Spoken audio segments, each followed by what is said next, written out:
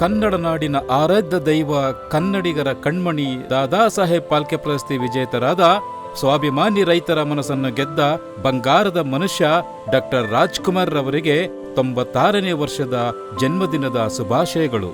ಕನ್ನಡ ಪರ ಹೋರಾಟಕ್ಕೆ ನಿಂತು ಕನ್ನಡವನ್ನೇ ತಮ್ಮ ಉಸಿರಾಗಿಸಿಕೊಂಡ ಮುತ್ತು ರಾಜಕುಮಾರರಿಗೆ ಭಾರತ ರತ್ನ ಸಿಗಬೇಕೆಂಬುದು ಅಭಿಮಾನಿ ದೇವರುಗಳ ಹಲವು ದಶಕಗಳ ಕೂಗು. ಈ ನಮ್ಮ ಬಂಗಾರದ ಮನುಷ್ಯರಿಗೆ ಭಾರತ ರತ್ನ ಸಿಗಲೆಂದು ಕೋಟ್ಯಾಂತರ ಅಭಿಮಾನಿಗಳು ಕಂಡ ಕನಸು ನನಸಾಗಲಿ.